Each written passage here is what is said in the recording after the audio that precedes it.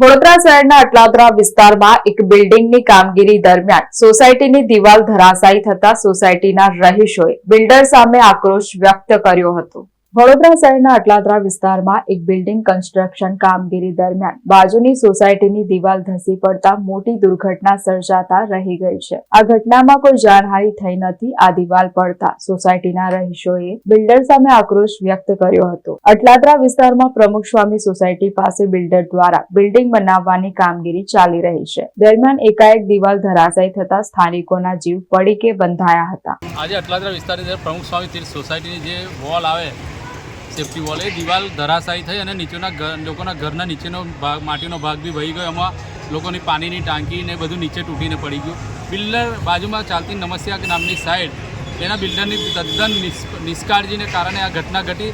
એમાં 8-10 પરિવારોને રોડ પર રહેવાનો વારો આવી ગયો, જેના કારણે આજે કોઈ જવાબદાર વ્યક્તિ બિલ્ડરની સાઈડ પર ન હોવાથી લોકો સ્થાનિકો ઉગ્ર સ્વરૂપ લઈ લીધું અને ઘટના લાગે મારામારી સુધી પહોંચી ગઈ હતી।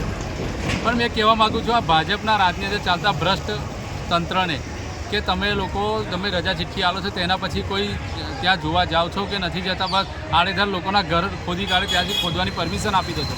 કેમ કે સ્થાનિકો દ્વારા તો એવું કહેવામાં આવ્યું છે કે અમે બિલ્ડરને વારંવાર રજૂઆત કરી કે દિવાલ તૂટવાની છે પણ એને કહેવામાં આવ્યું કે કોર્પોરેશન મારું કશું જ નથી કરી લેવાનું, તમારે જે કરવું એ કરી લો। એવા જ એકદમ ખરાબ જવાબ આપવામાં આવ્યા લોકોને અને આજે એના કારણે એ બિલ્ડરના કારણે લોકોને પરિવારોને રોડ પર રહેવાનો વારો આવી ગયો।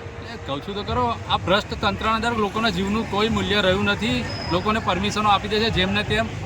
એટલે જો કોઈ નાનું બાળક કે કોઈ જાનહાનિ થઈ હોત તો એની જવાબદારી કોણ લેવાનું હતું? બિલ્ડર હાથ અદ્ધર કરતા પછી કોર્પોરેશનના માથે હોત, કોર્પોરેશન પછી બાય ચાવની રમાડવાનો ખેલ ચાલુ જ છે। આપણે ત્યાં જોયું માંજલપુરની ઘટનામાં। એટલે અહીંયા બી એવું જ છે, અહીંયા કોઈ જવાબદાર વ્યક્તિ હતું જ નહીં। પોલીસ આવીને સ્થિતિ સંભાળી છે। અત્યારે બધા હાલ સોસાયટીના રહીશો પોલીસ સ્ટેશન આવ્યા છે।